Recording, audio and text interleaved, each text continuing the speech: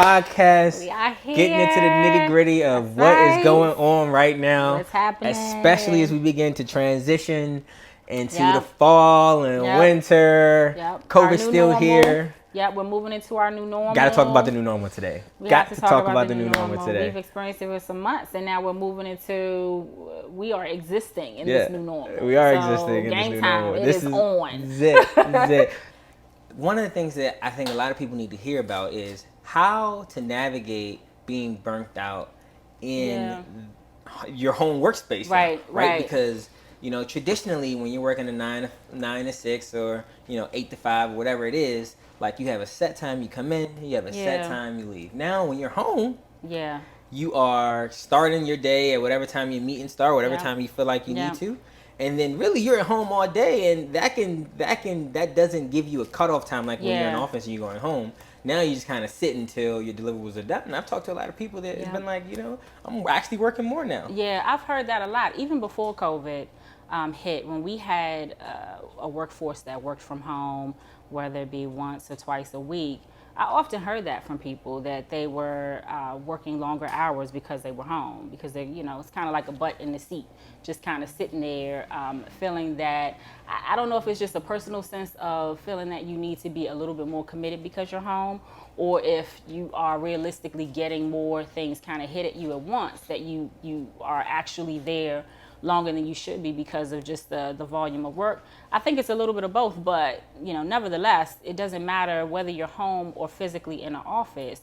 You need to really manage your time so that you're not getting burnt out from putting in longer hours than you need to. So a lot of it, I think, is time management. We've experienced that now with COVID. There are lots of kind of juggling responsibilities that people have. They have children at home. They have doctor's appointments. They have a number of things that they would typically have already throughout the day, but now that they're home, they have potentially more people in the house, physically in the house with them, and that can cause for more interruptions and more challenges in sort of needing more breaks and more directed attention to other things.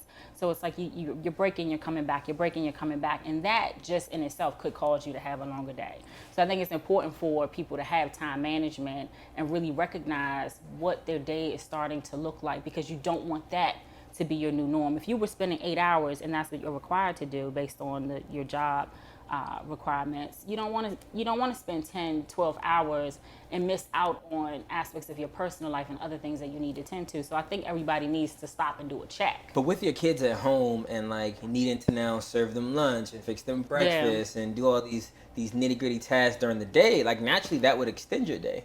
And also a lot of us don't know what it's looking like. Like, school is starting, but we don't know what it looks like to actually be at home with our kids, needing to help them with their homework, help them with their schoolwork. Just, again, feeding them, 3 times a day and making sure that they're all right while also trying to navigate working. Like, that's a brand new paradigm that we just have not experienced. Right, and I think that, it's given the nuance and the changes in the dynamics of the day, your day is naturally going to extend a bit more, out to, if you stopped at 5 o'clock, it may extend to 7, 8, 9 o'clock because you're juggling responsibilities. But that shouldn't mean that you're actually spending more time at work. That means that you're accounting for flexibility in your day, so that you're still actually doing your 8-hour day or 9-hour day or whatever it is.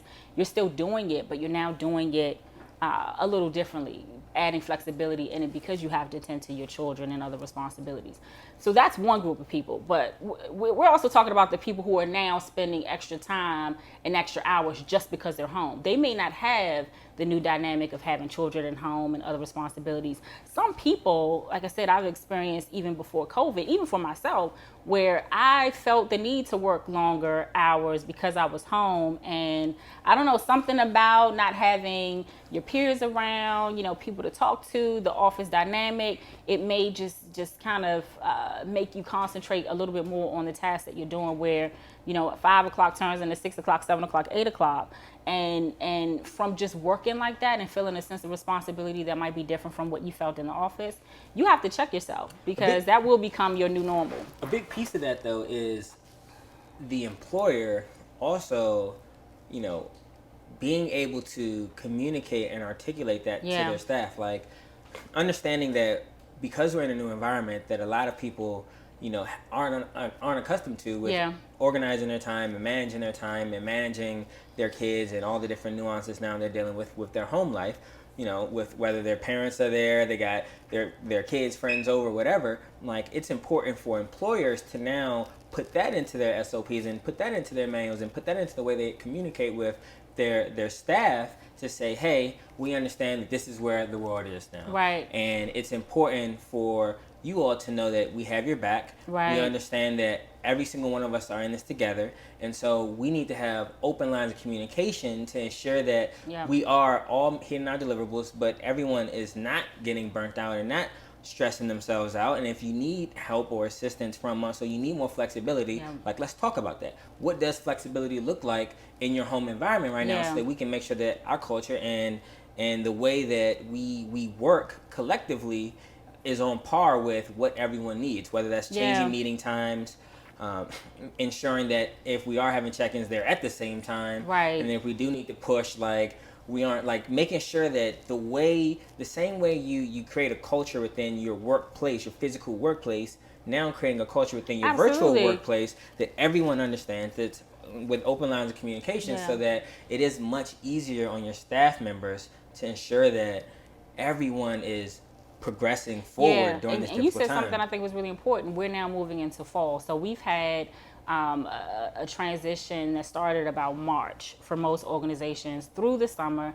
Now we're moving into fall. So we've had a number of months to kind of experience this remote workforce, experience the flexibility and the changes and the dynamics that it's brought upon people and organizations. So now is the time for leaders to really be thinking about how to foster that culture that you're talking about. So we had the kind of, we're winging it, trying to figure it out in the past couple of months. And I think we're at a point where we have now established a new normalcy that needs a little bit more structure. So putting a little bit more structure would look like, okay, you need flexibility in your day. You being everybody, not singling certain people out. This is something that's needed, because beyond the fact that people need the time for, tending to their kids and things like that, people are stressed out. People are people are in mental duress. People are challenged just from the volume of data and information that's out there about death and sicknesses and all the things that are happening with the pandemic, with racial inequality. All of that is hitting people at once. So I think it's an organization's responsibility not only to foster a different culture that has flexibility and leave and new dynamics for their day, but also for everybody who's experiencing the newness of the norm that we now have, and we don't know when it's going to end. So we need to be establishing what that looks like for people right now. And that shouldn't mean that you're requiring people to do 12-hour days now.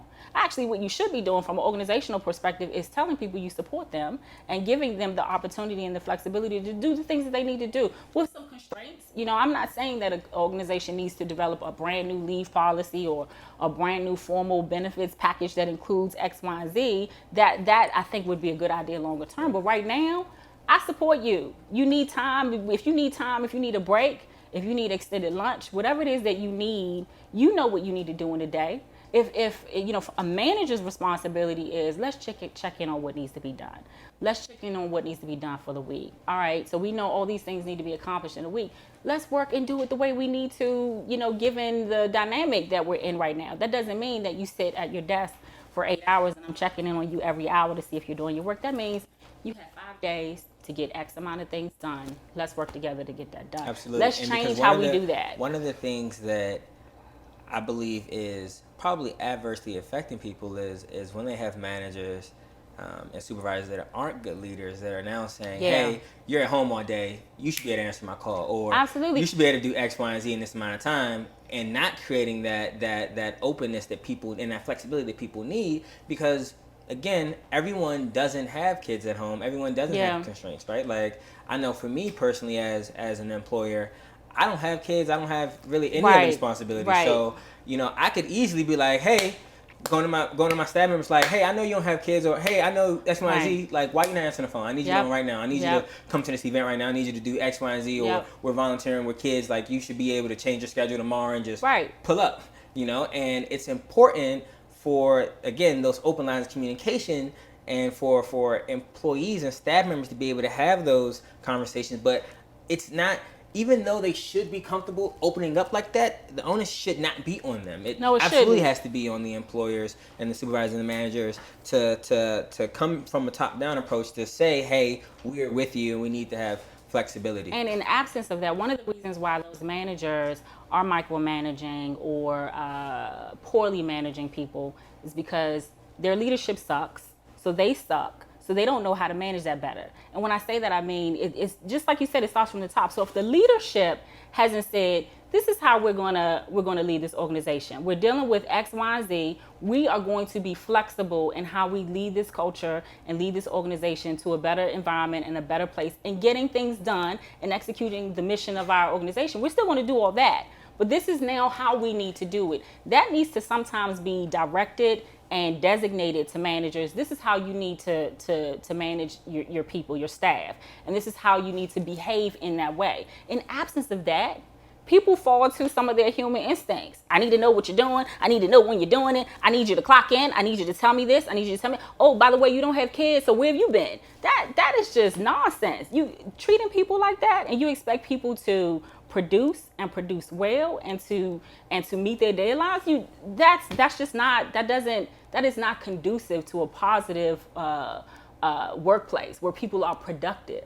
So it starts from the top. You're absolutely right. For those managers to be good managers and to be able to shift and change and move in this culture in a way that's conducive for productivity, because that's the bottom line. We want people to work. I always say that. We want people to work. So if you want people to work, that's the bottom line. If you need and want them to work, you have to create an environment where they can do that and they can do that well. And I don't know too many people that can be successful with the pressures of micromanagement and uncertainty and negativity and all these different behaviors that are not conducive to people working. But it starts from the leadership. The leadership has to direct the culture in that way and show people that they are walking the talk and talking the walk. Like, they have to do a little bit of both. They can't just have people think that they, have people read their minds. They have to actually articulate it and say, this is what we're going to do, and this is how we're going to do it. And here's the expectation around that. So that has to happen.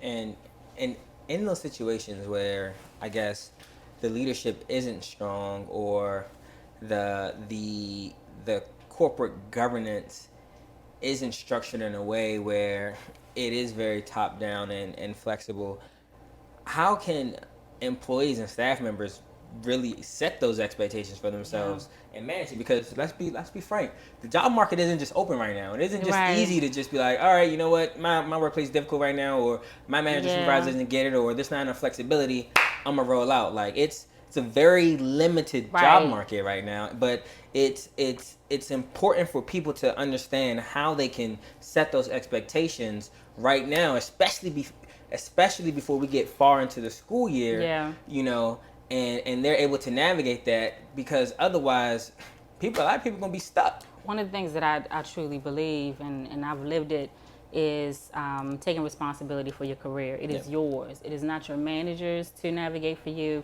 It is not for your leadership to navigate for you. It's easy to say, but a lot of people but don't get that. A lot of people don't get that, though. I understand that they don't get it. But let's start with the truth of that statement, right? Yeah. The truth and the fact of the matter is, when you take a job, when you are working through your career, it is yours. Yeah. Nobody has to invest in you. It is your organization's responsibility to take care of its people globally in a number of different ways. We want our organization to invest in us. However, your career is yours. But you're right. A lot of people don't know what that means. A lot of people don't understand that. A lot of times they don't know where to start. I believe in confrontation in the workplace, and people do. Absolutely, and people think about that in a negative way. But I believe you have to confront a situation to get an outcome. You cannot be silent and just hope and wish and dream. Tell them again. That's tell something. Tell them again. Tell them again. You got to be confrontational. You have to. You have to. And I know it's scary and it's stressful and it's all these feelings that go along with it. But very often what you'll find is when you push confrontation forward in the workplace, that your manager or supervisor or the person you're pushing it on will then draw back. Right, like they'll naturally draw back because that expectation isn't there. Right, and they're not used to it. They're not used to it. So it's almost like you always have to think about it like the shock of it is where that's where the human lives, right? That's where the human lives. So when you go to your manager, they are shocked that you have confronted them about something. And we're not talking about, I think when people think about confrontation, they think about yelling and this. We're not talking about that. We're talking about professional conversations, yes, being assertive that articulate and bringing up a problem. Right. Very pointedly. And very pointedly. And these are the facts. Yep. These are the facts. And a lot of managers are people you would think people would be accustomed to that by now, because we try to have truth and honesty in the workplace, but that's not the case. It's not the case. It's not the case. These open door policies are right. fake. It's not the case. So the best way to do that is to confront it. And now, like you said, given that we're moving into fall, we have this new normal. People know now what they need from an. And you're right. The job market is not one that we're not in a state where people would just quit and just go find a job tomorrow. In some industries, maybe. But what you need to do is remix your environment. And how do you do that? You can't wait for your manager and your leadership to do it. We want them to set a different precedent and set a different tone, given everything that's going on. But it's really on you to articulate what your new needs are. So if you need a different day, a different hour cadence in your day and flexibility in your day, if you need time off every Friday now, if you need to work in a different dynamic, if you need your management to interact with you in a different way, you have to tell them. You have to tell them. One of the things I've experienced just in my career, every job that I've had, maybe not in my early years, I'd say like when I was 18, 19, 20, but after that, every job that I've had, I have felt like it was my responsibility to manage my manager. Not just in title, not just from something I read. I knew that I had a situation that was very different from everyone else. I had a child, I was in school, I had all these different things going on. So my life was not like everybody else's. That, when I looked to my left and my right, everybody didn't look like me. They didn't have the same experiences that I had and all those kinds of things. So I needed to help my managers understand who I am, what I need, and how I need it. And oh, by the way, I'm a stellar employee too, so I'm gonna get things done. So here's a dynamic of kind of needs that I have that are still going to get you the success that you need in the workplace. I'm still going to do my job and do my job well, but here's some stuff, I need things to be a little bit flexible. So it was my responsibility. I could not expect them to understand my life and understand what I needed and understand what I had going on personally. And really, I didn't necessarily want them to. I didn't need them all in my business. That wasn't the point. I wanted them to understand I'm going to show up, I'm going to do a great job, and this is how I'm going to do it. But here's some considerations here that I need to make you aware of. And you have to articulate that. You, as the employee of a company, have to articulate what you need. Absolutely. And it's interesting you say that you had to manage your managers, because over the course of the past 4 years, working in my organization and having two co-founders, we've always hired young because our organization was, startup phase. Yeah, so and it's a young organization. So very often, we didn't have the budget to hire, more senior level employees to come in. So we're hiring a lot of younger employees or employees from the community that we serve, in relation to working with kids and doing community events and activism work and things of that nature. So naturally, a lot of the individuals we hired didn't have a lot of professional experience. And what I found is, having three, male supervisors or founders created a dynamic where people had to learn very early how to navigate, dealing with each one of our different leadership styles.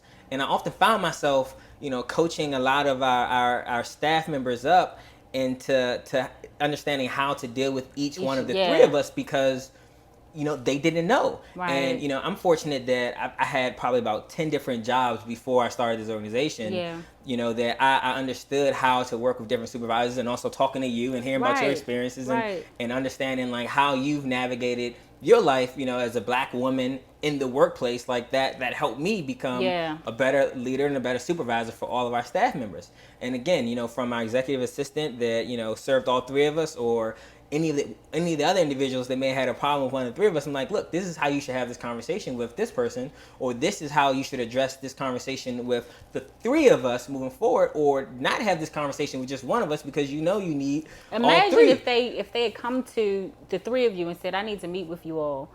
The way that we're working is challenging for me for these reasons. here's a recommendation. This is a new approach that I think we should take.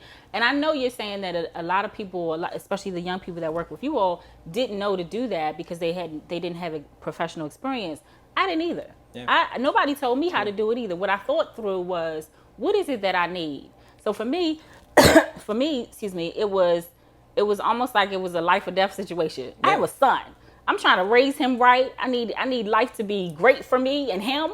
So this is what it is. Like, there was no, let me slow walk this. Let me think about it. I was like, all right, this is what I need. That's one of the dynamics, right? And I think that goes back to where you come from and your situation, and you really pushing, because one thing you've always said is you were always running from poverty, right? Yeah, so like even having me young and being with me young, it was always like, I got to get this right, and I need it right now because I can't go back to that. And the other thing was, in doing that, I always thought, I have to try this out. I have to have this conversation. I have to bring this up, because if it doesn't go the way that I think it should, then I need to be planning my exit. Yeah. So it was like, that's why I say it was life or death for me, because it was like, I need to make a decision about whether or not I'm still going to be here, because this is what I need. I can't work the way that I'm working anymore.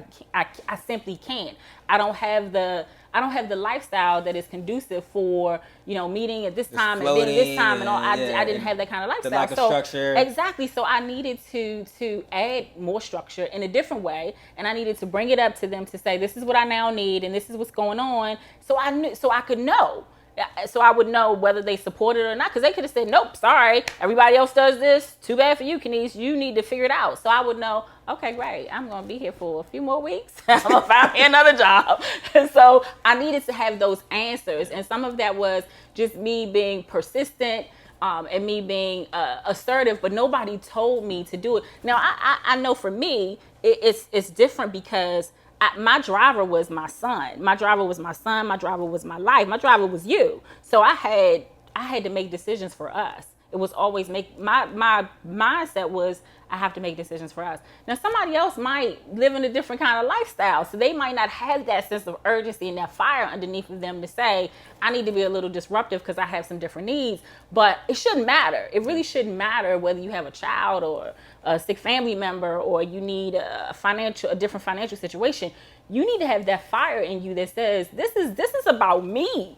This is my job. This is my life. I'm making money here, and this organization has a responsibility to me, just like I have a responsibility to them. It's not the end all be all. I think very often, especially for younger professionals, it's like this scary sense of like, it's like a scary sense of the unknown. Yeah, and they feel like they're in a box. Like I've talked to so many young people that have really felt like, like if this doesn't work, I don't know what to do next. Right, I'm in a box. Like, I don't know. I can't say anything, because then what's going to happen?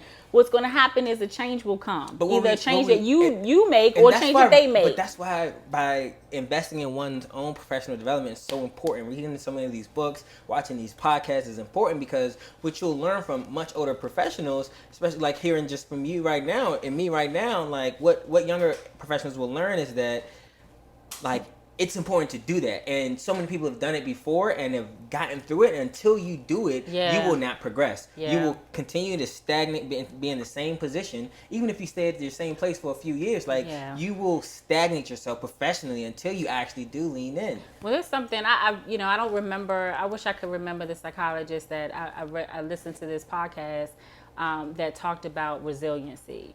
Mm-hmm. And when we hear that word, it's like, okay, I fall down, I get back up. But really in the workplace, in everything that you do, being able to think through being resilient, this is not going to be the end all be all for you. You just said it. This is not the end of the world.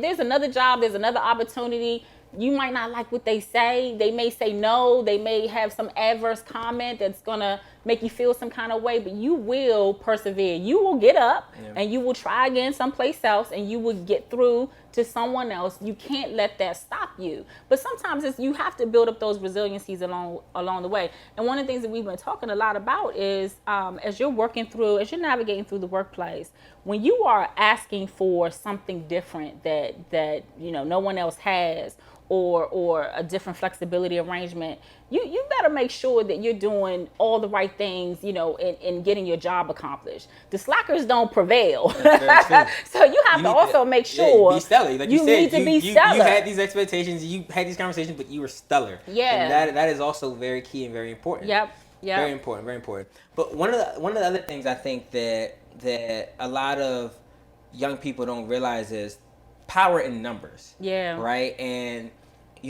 very often in workplaces you'll have a lot of employees and a lot of staff members that feel the same way, and they have these conversations with one another, and like they'll go out for drinks or happy hour after the workplace and talk about their manager or their supervisor because they feel the same way, but they won't speak up together. Right. And it's very important for people to understand, like, it takes a village to really see progress. Yep. Like in multiple facets of life, but specifically in the workplace, right? And absolutely. Like you have to have each other's back, and you all have to be able to bring issues together collectively.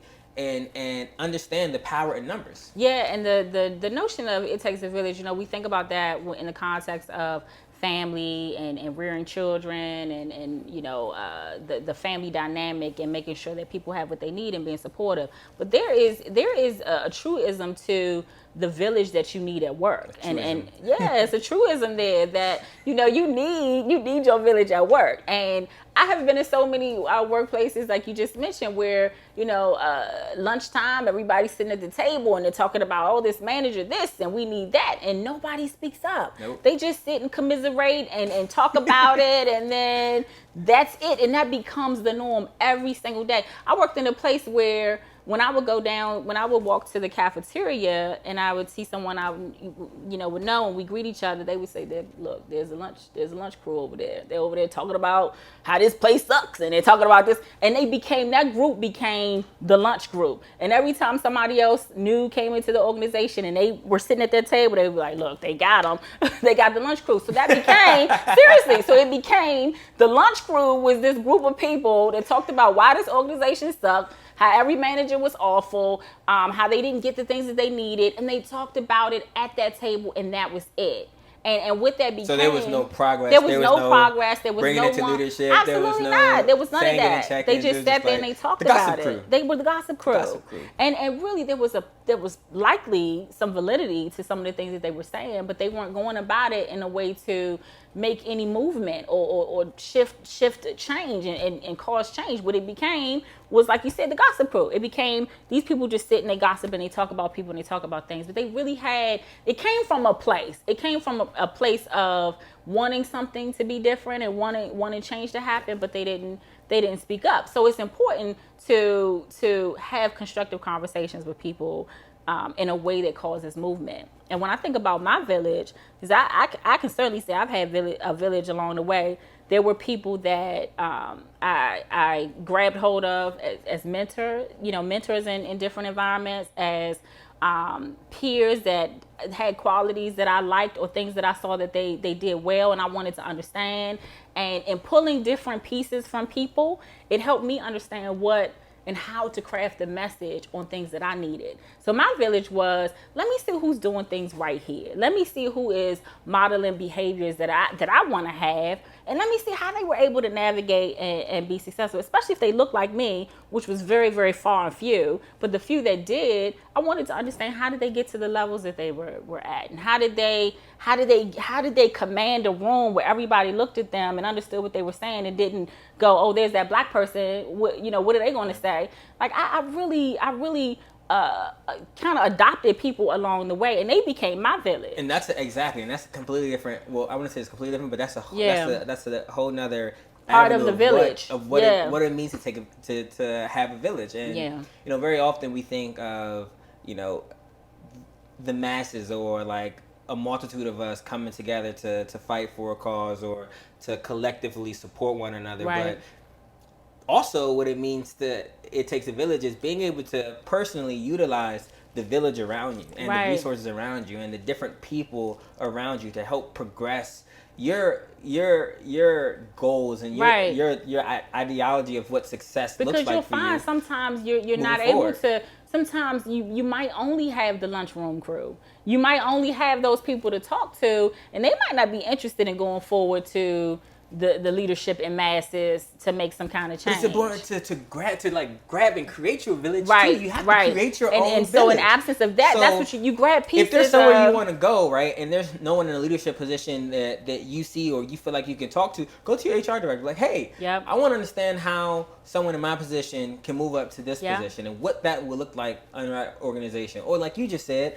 seeing someone who commands the room or speaks a certain way and going to talk to them, even if you don't have a relationship with them, because what people don't often understand in the workplace is, when people hit certain levels of success, typically, not always, but typically, they want to help groom someone under them. Yeah. Like this idea of mentorship is a part of human nature, and that's wanting to help, someone. And it could be like pure altruism, like we want to help someone, or it could be we want to stroke our own ego, like we're handing it down. But regardless, utilizing that to your advantage and using it to push your goals forward. Yeah, and I have a great example of that from a personal perspective in establishing and having a village. I worked in an organization where I was up for promotion. So we had a promotion cycle. I was up for promotion, and they said, okay, well, here's some things that you need to do to meet the expectations of promotion. So when the time came, I had met all the expectations. You said you hadn't? Or you had? I had not. Okay. So the time came, I had met one of the expectations to get a certification. So they said, you know what? You've done everything else except this one thing. We will give you the opportunity for an out-of-cycle promotion, which meant 6 more months, do that one thing, meet that certification requirement, and you'll have the opportunity for promotion. It was virtually guaranteed. I just needed to do this one thing. And when the time came, I did it. 6 months. I'm excited. I go to HR. Guess what? Look what I did. I know I'm getting promoted. They're like, no, we had a change. We decided that we're not going to grant any out of cycle promotion. Yeah, I feel like I remember you telling me about this. Yeah. And so they said no. So because I had a village, because I had all of these people I talked to, networked, I had great relationships in human resources. I had great relationships in ethics. I had in the ethics department. I had great relationships in back to the leadership, management. Yeah, I had all these great relationships. I was like, this is interesting. So I started having conversations with people. I was really frustrated about it. I was accepting of it because it gave me, human resources gave me pretty much what I thought was a solid explanation, the money in the budget, blah, blah, blah. Some things have changed. And that's what happens in private industry sometimes. The money is there. That's why it's important to follow the money and know what's happening, because things can be promised to you and then things can change because of the dynamics of funding and budget and things that happen. So I was accepting of it. I didn't like it. I was upset about it. But I started having conversations like, wow, I worked so hard. I had these great mentors. I had these great relationships. I'm talking to people. They're like, wait. That's not true. Someone has gotten promoted in this 6 months. It wasn't you. And they don't look like you. But somebody got promoted. And I was like, what? This can't possibly be true. Because I believed in this organization. And it's telling me the truth. It has to be telling me the truth. So I said, well, I know how to write ethics. I know how to get an investigation going. So I did that. So I wrote ethics and I said, you know what, here's the email, here's the information that they gave me. They told me if I did this, this is the outcome. It didn't happen. They said because of these reasons, please investigate and find out. Because I was told there's someone in this department. And the reason why I was told that, I didn't have the lunchroom gossip counter or the gossip crew. I had people that cared about business, that cared about me, that cared about my professional growth, and knew that I was working hard, and knew that I was a stellar employee. So they're like, wait, this isn't right. Let me just tell her this, and she can do with it as she wishes, but I don't think this is right. Did an investigation. I was promoted in a week. Why was I promoted in a week? Because they had given a promotion to somebody else who had the same requirement to meet. They just chose to promote them and not me. So if I hadn't filed an ethics investigation, and if I hadn't advocated for myself, it never would have happened. I couldn't expect my manager to do that for me. I told my manager in passing just to say, this is unfair, this isn't right. And they're like, I work here too, just like you. I don't know why this happened. This is unfortunate, but maybe next year. So I'm like, no, not next year. I need an answer. This organization is accountable to me. Like, I'm accountable to them. They expect me to work and produce every day. I expect an answer to understand how this happened and what if this is the truth or not. Found out it was the truth. I literally was promoted in a week. It was like it never happened. Sorry about that, Kenice. This won't happen again. But that was because I advocated for myself. Nobody told me to do that. Nobody told me to reach out to ethics. That was me saying, this is life or death for me. I I am trying to be successful. I'm working hard to get promoted so I can have more money so I can support us. So you have to do that. It's important to do that. And that's what the village will do for you. I would also say that's a form of activism, and how, we see now in the past 10, 15 years how activism has really changed in the workplace, as we've seen more social justice issues being pushed, and women, black people, other minority groups, all fighting for their rights, across the spectrum. But specifically, like, in the workplace, how we're seeing, like, it's important to speak up. And activism has really changed over, the past few decades. And now is the time for people, specifically in their workplace, to take advantage of that. It is. And to be confrontational in a respectful and articulate way. And to use the systems that are there to help them push it forward. And if it's not, exit. But activism has changed. Yeah, it has. It has. And I think about a statement my brother said earlier. Sometimes people think right now, I think back in the day when they thought about activism, they thought about protesting. And I'd say everybody doesn't feel protesting. Everybody doesn't have a burning desire to go out and protest. But right now, people are so unsettled. They want to do something. Maybe it's not protesting, every day or whenever. Maybe it's finding a different way to advocate for the social injustice that's happening today. And one of the things my brother said, which I thought was so important and just reminded me of the power of the pen, he's like, I'm an activist from my chair. I'm an activist from my seat. He didn't say I'm not going to go out and protest, but he said I'm an activist. Because right now, what he did was he moved to an organization that supported diversity, inclusion, is completely vocally against racial inequality, is active in pursuing equality for all people, especially black people that are impoverished in this country and are suffering under the hands of social injustice and in need of reform. But he said, I'm going to be an activist from my chair, which meant I'm going to write whomever I need to write so that my voice can be heard. So when it comes to all the different victims that have been killed, we've seen in social media so many instances where we're seeing, write your congressman, write the chief of police, write the attorney general, write all these people, and we have their names, we have their phone numbers, we have their addresses. Putting that information is a new out movement. Into the public, it is we have petitions. Beautiful. It's beautiful. So it's beautiful. So the point is, everybody doesn't have to protest. You can protest and write, but if you are in a position where you want to do something, the something doesn't have to be going out in the streets and protesting. You can be an activist from your chair. And I thought that was such a profound statement, because the power of the pen is just it's a magnificent way to have your voice heard. It will never get old. Writing and articulating what you want and being vocal about what you need, and when it comes to some of the social reforms that we need, doing that is activating yourself and being an activist from an individual perspective. So that has changed, where there's so many different avenues to be an activist. And back to your point, for me, when I look back on my life, I was just, I felt like I was just doing stuff. You've been an activist. I was doing stuff. You've technically been an activist in the workplace. You've created avenues and opened up doors for countless women and black people in general, and all the different corporate entities that you've worked at, because you've been willing to write ethics and challenge, statements that your manager and supervisor have said to you, or, push back on different ways that they have treated people or have created structures. And it's super important for all of us, right, specifically in this time, to understand what we're doing is enough.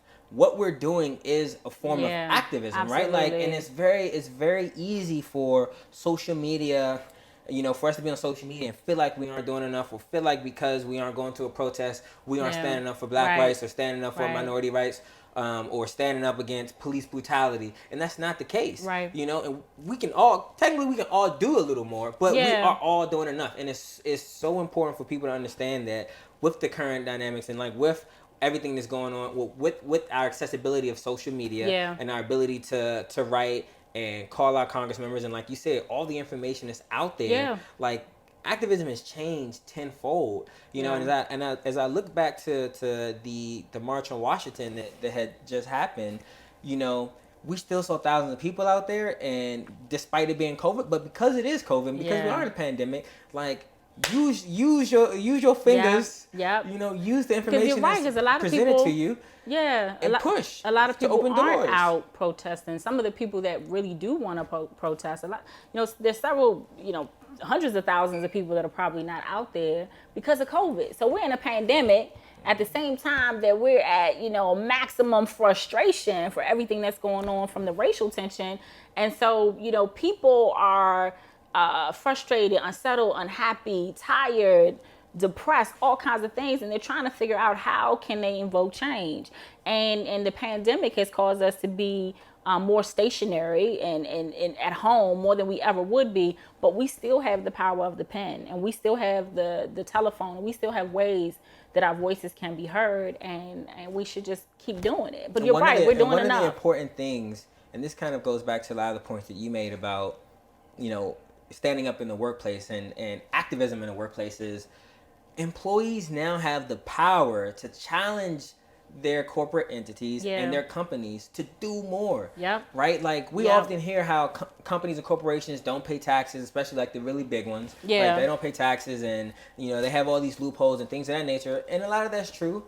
But we also have the power, again, coming back to the village and coming back to the collectivity, like we have the power to push these entities to donate more to causes that we care about, to stand up and say no to things that aren't right, right? And like we're beginning to see that. And until we understand individually the power that we have in control of our lives and in control of what our workplace and looks like and what our company does, we will never really understand the power we possess and we hold. And we've seen examples of that, right? Like we've seen how so many companies have responded to the BLM movement and to activism and to police brutality. And even though some corporations may be doing it because it's a fad and because they feel like they need to look good, it's still on us as employees that care to push back and make them do more. And we've seen that, right? Like we've seen now finally NBA players protest and make the NBA cancel 2-3 days of playoff games. Even though the playoffs came back, they still canceled that. Right? Let's understand it. So, like celebrities and that's a business. The NBA is a business. And these professional athletes, they're employees. They are employed. They are collecting checks from these associations they're a part of. Right? Or we can look at another example with The Rock and him delaying his shoe launch because of the killing of Jacob Blake, right? And to protest that, right? And I'm sure he had a big part of pushing Under Armour to do that. Right? And so understanding, especially for professional athletes now and these celebrities now, that especially as the black community, us having a $1.3 trillion buying power, we gonna stand behind you. And now we're seeing we are watching an unprecedented amount of white allies right beside us, locking arms. So if we have 1.3 trillion in buying power, and we add, other minority races and other people of color, and then also our white allies in terms of our buying power, we're gonna get behind you. If you're an athlete, we're gonna get behind you. And so it's important for us all to individually understand the power we have in activism and what that looks like for us individually. And I really want to continue to push these professional athletes and these celebrities to do more. And the other thing about, like you said, you made a really great point, that they're employees. They are employees of a business, but they're also role models. So, when you decide to step into the spotlight, when you decide to be in the limelight, you have a responsibility whether you want it to be there or not. You become an instant role model. And now with social media and so many platforms to see what people are doing, everybody's watching. Everybody's watching. They're watching every move that you make. And, the biggest thing right now is silence appears to be complicit. If you are silent, you are complicit with what's going on. So it is your responsibility to be vocal. It's an organization's responsibility to be vocal. So one of the things that you said that made me think about how so many organizations are They're putting statements out on their websites. They are, very, very supportive of the Black Lives Matter movement, and they're vocal in it. But then there's several organizations that are silent. They're saying absolutely nothing. And if you are an employee of their organization and that makes you uncomfortable, do something. Say something. Write your leader. Talk to your leader. Call them up. They're home. They're not in the office. Call them up. They are home. So find a way to get to them and say, this is unacceptable. I need to see that you are supportive of me, and not just me as a Black woman or as a Black person, supportive of everybody in this company that is fed up with what we're seeing, because it's not just Black people are experiencing it, but white people, all other races and ethnicities are, like you said, they're locking arms too and saying, what is happening here? We can't stand for this. And if they see that these companies are making a stance in a position, then that gives them that charges them up to activate too. They need the support of the masses to be able to do it. So everything that you're saying about how the NBA is responding and how the players are responding, everybody's watching. Yeah. So that's activating them too. So these companies that are silent, hold them accountable for it. And I'm happy you said that, because a very important thing that we also have to realize is, when we see someone standing up in the workplace, and when we see someone standing up to things that we believe are wrong, we have a duty and responsibility to our friends, our coworkers, and other people that's in the fight with us to support them. Yeah. Right? Like, don't leave people astray. And when I think about that and everything you just said, I recently did a executive certification a couple months ago that I completed, and I realized I actually need to respond to this now that I'm saying this out loud, because one of the individuals in my certification course, this white guy, he was super brilliant, and he sent this really long email to the program manager or the dean or whoever was in charge of that program, and was like, hey, now that given everything that's going on, I really want to speak up and say some of these things, like how I think there needs to be more inclusivity in the courses. We need to have more diversity in the teachers that are talking about, and specifically in this space, because this is a social impact thing. Like, I believe that we need to talk about how social impact is dominated by white people, and how we need to create more ways of inclusivity for Black individuals to have their voices heard. Please in the let them know your mother's available. Your mother's available. Philanthropic space, right? And it was a really long email, and I'm not the best at responding emails, but we have to, I was CC'd in this, a couple of us were CC'd. I need to respond. I'm glad it was brought up. And let them know your mother is available to have those conversations too. I would love to. We need to have more forms. He's right. He is right. The world is not just white. There are so many different, races, ethnicities, experiences that people have, and it needs to be representative of what the world actually looks like. And so I'm glad he brought it up, and I'm glad that reminded you to respond, because I'm sure he's right, because you're responding to it now. So I think he's right. Yeah, he's absolutely right. Yeah. I just, at the time, I was like, gosh, I got to come back with some fire too, and have more tangible examples of because he hit examples and talked about specific facets. Me, I'm kind of, I'd be paying attention, but also working and doing that stuff. So I'm like, gosh, I don't remember anybody's name. I would have needed to do more research to respond as articulately as him. But I think one of the things thank you, I appreciate one of the things that you can talk about, is and you can use me as an example. There's leadership has all different colors, ages, ethnicities. I think about, with myself, when I moved into the executive ranks in the federal government, I remember. So when I started in that job, I started in a class. It was called the Candidate Development Program, and it's an executive class that some federal agencies have. You can certainly apply and become an executive, or you can go through these programs and become an executive. So there were 18 people, and I was one of 3 Black people in the class, and I'm almost certain that if I wasn't the youngest, I was probably one of 2 that was in my same age group. I'm almost certain that I was the youngest person in that. How old were you at the time? When I started it, I was maybe 30. It was 2014. Is that 37?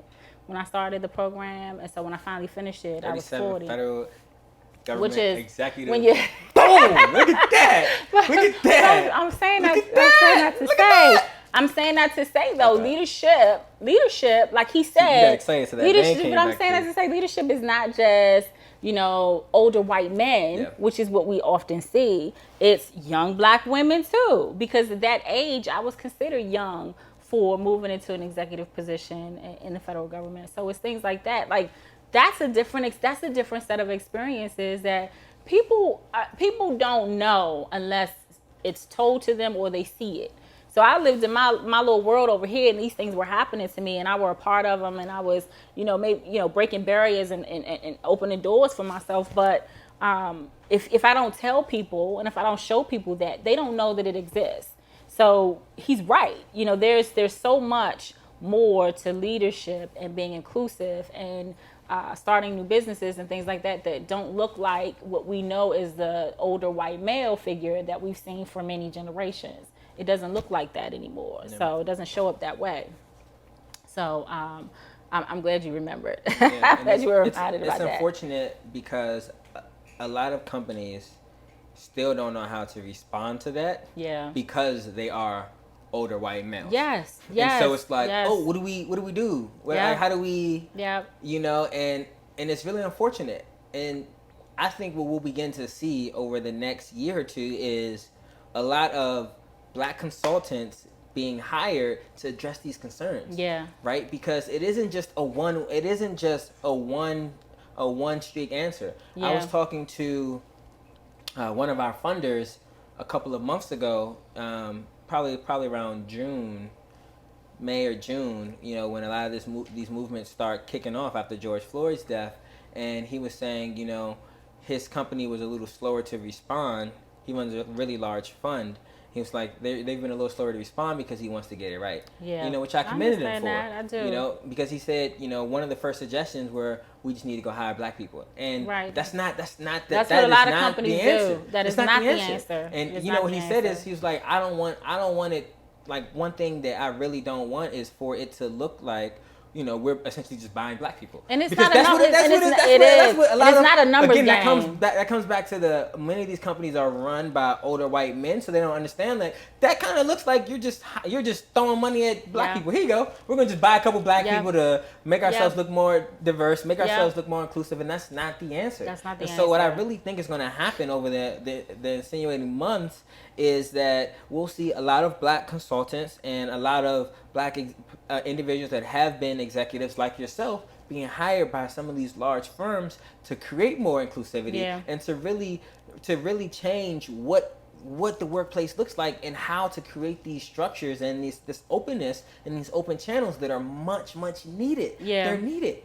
And you can't look to yourself that has perpetuated a problem to help fix the problem. Yep. Like you need additional opinions, and you can't be too prideful to ask for help. Yeah, you can't. Yeah. No, I think that totally makes sense. And companies have even before the height of where we are with racial tension. That's what companies have traditionally done. We don't have we need a Black person. Let's go hire a Black person, and it just becomes a numbers game. I remember working someplace, and it was said that when I look at my leadership team, they didn't say this verbatim, but it was when I look at my leadership team and I see Black faces, what was said was, now that I can look around at my leadership team and it looks more diverse, I feel good. But really, in essence, what they were saying was, I have 3 Black leaders. Go me, go my company. Myself a pat on the back. That's really what some organizations believe, and that's not it. That absolutely is not it. So I applaud and commend them for wanting to be thoughtful and intentional about getting that right and what right means to them. I think they're still trying to figure that out, but it's not just going to hire Black people. What are some of the things you think should be done? I think that, it goes back to one of the things that I've said was a challenge in my own career when we think about where we recruit and how we, a lot of times, one of the reasons why you can't get great Black leaders is because you're not going to where great Black leaders are. And sometimes, when us as great Black leaders apply, we may not look or fit the part in the same way our white counterparts are, for a number of different reasons. If you put the resumes side by side, they look different, but that's good. It's you have to embrace the differences in someone's journey and challenging yourself, and if they have to open up to and that. it's really about you need to unpack whether or not they actually have the qualifications that you're looking for, and the only way you're going to do that is to start the interview, to start the process. So if you're going about it the same way that you always have, you're going to get the same thing. So one of the responses technically could be, we're going to spend a little bit longer.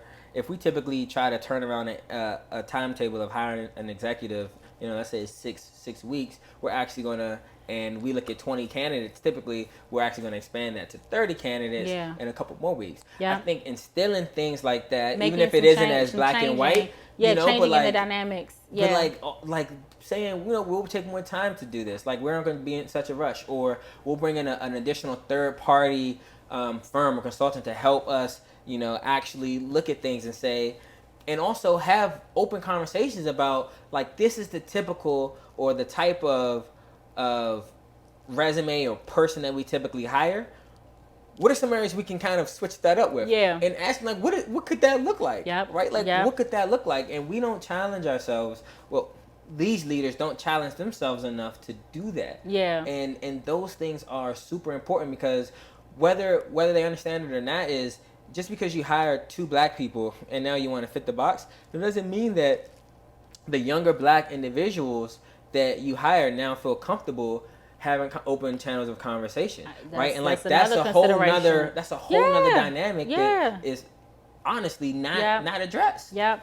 And I think when you look at you made a good point about when you look at the applicant pool, before you even do that, when you look at the criteria for when you want to hire 6 weeks, 8 weeks, whatever it is, when you need to really go back to these job descriptions. If you want to be able to hire people from all different races, ethnicities, backgrounds, and you want to add some robustness in your hiring pool and your leadership, you have to look at what you're asking for too. So if you're looking for someone who is just technically competent and has the capabilities to do the job, then you're going to get the same kind of people applying every day or every time. If you look at things like different actual leadership competencies, different soft skills that have nothing to do with the job. So emotional intelligence, things like effectiveness in leading people. Do they have human resources capabilities as well? All of these things are leadership traits that you need. Gone are the days when you just need somebody that's technically savvy to do a particular job. You need people that have empathy, have great personalities, have all kinds of skills. How do you find that? No, you can't put in your job description, I want somebody with a great personality. No, but there are different ways that you can craft the message. And it goes back to what you said, hiring these different types of consulting firms and different people that know what that kind of looks like, so you can get the right kind of people and diverseness in your candidate pool. But you have to change your requirements and your needs. And another component is expanding and restructuring your interview process, right? Like, very often we have these straightforward cookie cutter like interview questions that people go down the line like check. But like asking people, what's your story? What are you passionate about? Understanding and learning who the person is and giving them super important. And I think two things like different scenarios, kind of stepping through how they think through solving problems and things like that. It's interesting. So so would you say is it? And this comes back to, it could be like a component of like ethics, but asking people how they will respond to certain social issues or social dynamics. Like, do you think that's something that's appropriate, or is that something that could create ethical concerns in the interview process? I think it could create ethical concerns, but that's why you have a partnership with your human resources team. But I think it's important to do that in a way that doesn't get you in trouble. I think you do want to understand how maybe you don't add specificity in the type of issue, but you want to craft a message so when issues arise, such as blah, blah, blah, or maybe some light examples of what that might be, to find out how they would manage through situations. The same way you ask questions about how you deal with difficult employees, providing examples of what difficult means is kind of the way you would do your interview. It's the same kind of leading questions when it comes to social responses to different issues and things like that arise. I think it's important to ask those kind of questions, but you do need to make sure that you're working within, the ethical bounds of the company. But I'll flip that though. So when we talk about organizations having a responsibility to have a more diverse candidate pool and things like that, I can think about on the opposite end of me being in a hiring manager position, when I have made a concerted effort to make sure I'm getting the right candidates for specific jobs. I mean, I've been in positions where I've hired where I've interviewed 50, 60 people for one given job, just because we were really working to try to broaden the candidate pool. And one of the things that I found for myself is, when I structured the interviews where there were, sometimes I would do a panel versus one-on-ones, because I've been in a number of interviews where, where you may have a candidate interviewing 4 people separately, or you have them do a panel where 4 people are together. I'll tell you, I've had so many instances where I was the hiring manager. It was my team, and I brought in a panel of people from my team where there were 4 of us total. I was the only black woman because I was the only black woman, period. And I've had, maybe an older white male, maybe a younger white woman, maybe a middle-aged white male, just because this was the dynamic of the team that I had. And we've had the panel set up where we brought candidates in from every different ethnicity, every different walk of life that we thought would qualify for the job. And when we started asking them questions, they would direct the answers to the older white guy almost every time. So I asked a question of you, and you started answering, and you looked that way, because that surely must be the hiring manager. So they're not even addressing me. They don't even know. So a lot of times they wouldn't even know that in that room, I was the person that would make the final decision. And I didn't say. We just introduced ourselves and let them know that, this is a joint interview. Here's some information about what the company does, what our division does. So they wouldn't necessarily know who was in the position of hiring. So for us as candidates out here in the job market, I'm saying us as people in general, we have to make sure that we're paying attention to the organizations that we're applying to, and giving everyone the same respect, eye contact, information. We are a business. We are in the business of selling ourselves to that particular company. So we need to address every single person in that room like they have a say in our ability to be hired. So a lot of times when I hear I'm having a tough time finding a job, and I, start asking away about what's happening on the interview, what's this, and I find out things like that because I experienced that. I experienced that so many times I can't even tell you. And I would be so frustrated because I would find this candidate, this person might have been good for this job, but they don't even see me. And I'm the person making the decision. They don't even see me. So I would politely end that interview. You're not it. We're not about to waste everybody's time with more questions when So you just at the end. Yeah. There have been times that I would allow it to go on because I wanted to just verify that I'm seeing what I'm seeing. But I'll tell you, every other person in that room would see it too. They would be, I can't believe they didn't even make eye contact with you. They would see it. And I would sit in different spots. I would try to set it up different ways, and they wouldn't even address me. And even if I was asking the questions directly, they wouldn't address me. So word to the wise for anybody who is in a position where they are wanting to be a part of an organization that may not look like them or maybe different from what they're used to, make sure that you're selling your best self when it comes to interviewing and sharing with them who you are, so that they want you to be a part of their organization, because every organization isn't behind the times. There are some that are very progressive and wanting to have an inclusive workforce. So we need to make sure that we help them with it. We need to make sure that they are getting the help they need to hire people that look like us. That's it. Help them hire us. To help them hire us. On that note, that's Color Scheme. All right. We're going to end on that. We're going to let the people know exactly what they need to do to get hired during these COVID times. That's right. Color Scheme. All right, we're done.